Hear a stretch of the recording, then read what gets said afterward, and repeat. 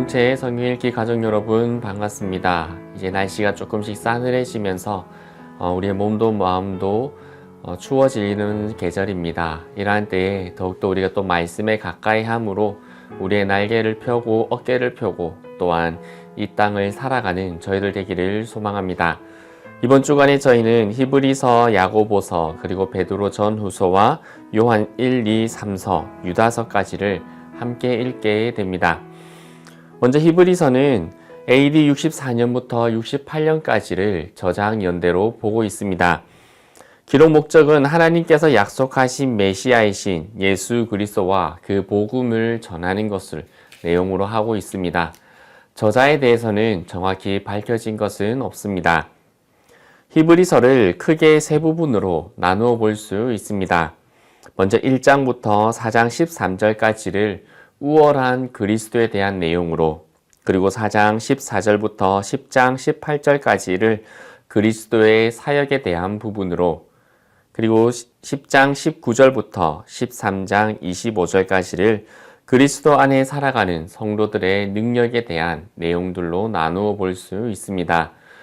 히브리서의 주제 구절은 히브리서 1장 1절부터 3절까지의 말씀입니다. 옛적의 선지자들을 통하여 여러 부분과 여러 모양으로 우리 조상들에게 말씀하신 하나님이 이 모든 날 마지막에는 아들을 통하여 우리에게 말씀하셨느니 이 아들을 만유의 상속자로 세우시고 또 그로 말미암아 모든 세계를 지으셨느니라. 이는 하나님의 영광의 광채시요 또 본체의 형상이시라. 그의 능력의 말씀으로 만물을 붙드시며 죄를 정결하게 하는 일을 하시고 높은 곳에 계신 지극히 크신 이의 우편에 앉으셨느니라. 아멘. 이어서 우리는 야고보서를 함께 읽게 됩니다. 학자들은 야고보서의 저작 연도를 넓게는 AD 45년부터 야고보의 죽음까지인 AD 62년까지를 보고 있습니다. 야고보서의 저자는 예수님의 형제 야고보입니다. 그는 예수님의 공생의 초기에는 갈릴리에서 사역하실 때 예수님을 비웃었던 자입니다. 그러던 그가 예수님의 부활하심을 보고 예수님을 영접하고 예수님의 제자가 됩니다.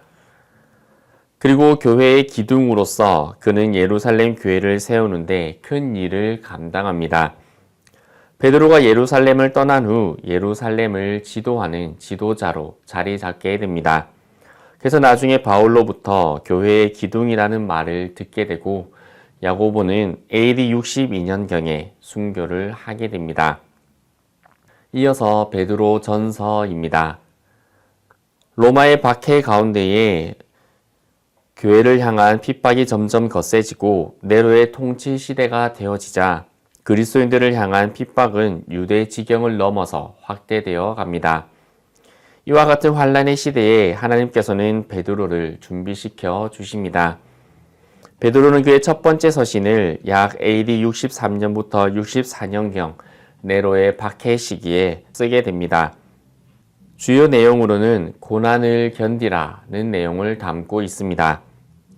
네로는 AD 68년에 죽게 되는데 베드로는 그보다 먼저 네로에 의해서 죽임을 당하게 됩니다. 베드로서는 이러한 환난과 핍박에 임하는 그리스도의 믿음과 그리고 그에 대한 권면에 대한 말씀을 담고 있습니다. 이 편지는 신자의 구원, 신자의 순종, 신자의 고난이라는 주제를 논리적으로 전개해 나갑니다. 베드로는 고난에 대한 하나님의 관점을 전하여 성도들로 하여금 믿음을 흔들리지 않고 고난을 견디게 하기 위해서 이 서신을 쓰게 됩니다. 베드로전서 5장 8절부터 9절의 말씀입니다. 근신하라 깨어라 너희 대적 마귀가 우는 사자같이 두루 다니며 삼킬 자를 찾나니 너희는 믿음을 굳건하게 하여 그를 대적하라. 이는 세상에 있는 너희 형제들도 동일한 고난을 당하는 줄을 알미라. 아멘. 이후 베드로는 AD 63년부터 64년경 베드로 후서를 보내게 됩니다. 전승에 따르면 AD 64년경에 베드로는 주님을 위해 십자가에 거꾸로 못 박혀 죽게 되었다라고 합니다. 베드로는 자신이 하나님을 아는 지식과 은혜 안에서 진정으로 자라갔던 것처럼 이 서신을 받고 이 서신을 읽는 이들에게도 그리스도 안에서 자라갈 것을 당부합니다. 베드로후서 3장 18절의 말씀입니다. 오직 우리 주 곧 구주 예수 그리스도의 은혜와 그를 아는 지식에서 자라가라. 영광이 이제와 영원한 날까지 그에게 있을지어다. 아멘. 그리고 요한 서신을 함께 읽게 됩니다. 이 서신들은 동일한 저자 사도 요한에 의해서 기록되었습니다. 요한은 노년에 반모섬으로 유배되었다가 에베소에서 죽임을 맞이하였다라고 전하고 있습니다. 먼저 요한 1서는 교회가 처음 시작될 때 초대 교회에 개종한 유대교와 그리고 이방 신자들이 그들이 전에 가졌던 믿음에 대한 이론들로 기독교의 신앙을 변질시켜 나가려 했습니다. 이들로 인해 이단과 배교가 일어나게 됩니다. 이러한 잘못은 특히 그리스도의 인성을 부인하는 영지주의자들에 의해 고조를 이룹니다. 사도 요한은 이러한 이단적 가르침에 대항하여 자신이 그리스도를 직접 만져보기도 하고 보기도 했다고 하면서 그리스도의 인성을 강조합니다. 요한 1서는 참된 신자와 거짓 신자를 구분합니다. 하나님과 교제를 나누고 있는 참된 신자들에게는 다음에 3가지의 증거가 있어야 한다라고 말합니다. 첫째, 예수님의 성육신과 십자가의 대속적 죽음에 대한 신앙적 고백이 있는 것. 하나님과 예수님이 우리를 사랑하듯이 형제를 서로 사랑하는 것. 상습적으로 죄를 짓지 않고 말씀에 순종하는 의로운 삶을 사는 것으로 그 모습을 구분하여 말해줍니다. 계속해서 요한 2서는 거짓 교사를 모르고 받아들인 한 부인에게 참 진리에 대해서 말해줍니다. 이단 교리를 퍼뜨리는 즉 예수 그리스도께서 육신으로 오신 하나님이라고 말하지 않는 그들을 돕거나 그들을 대우하지 말라라고 말하고 있습니다. 계속해서 요한 3서입니다. 초대교회 교인 중에는 세상에서 아무런 보상도 받지 않고 전도 여행을 다니는 사람들이 많았습니다. 그래서 각 지역에 흩어져 사는 부유한 성도들의 도움을 받고 살았습니다. 디오드베레라는 인물이 있는 그 교회에서는 이 사람이 대단한 권력을 가지고 있는 것으로 나타나는데 그곳에 있는 곳에서 전도인들이 일을 하지 못하게 할 뿐만 아니라 전도인을 영접하는 성도들을 교회에서 내쫓는 일까지 그는 일삼았습니다. 이런 일에 대해서 사도 요한은 요한 3서를 통해서 질책하고 있습니다. 또한 사랑 많은 가이오에게 편지를 써서 주의 종들을 받아들이라 라고 요한 3서에서 권면하고 있습니다.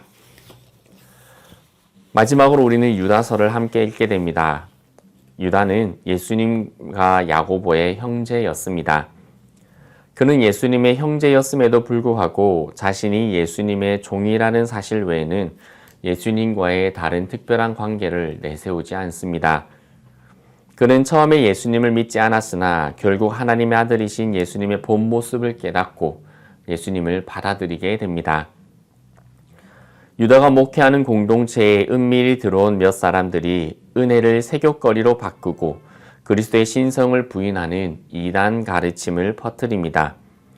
유다는 단호하게 성도들에게 단번에 주신 믿음의 도를 위해 힘껏 싸우라 라는 말씀으로 편지를 써서 보냅니다. 유다는 과거 구원 역사에서 불경건한 자들에게 임한 하나님의 심판을 초래한 그들의 타락상을 함께 상기시키고 있습니다.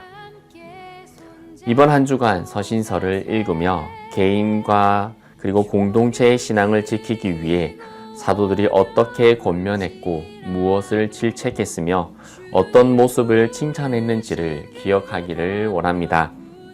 그래서 오늘날 우리 역시 어떤 교훈을 지켜야 하며 무엇을 멀리하고 어떤 모습을 갖추어 가야 할지 깨달음으로 이니 뚝 신이고 하는 한 주간이 되시기를 바랍니다.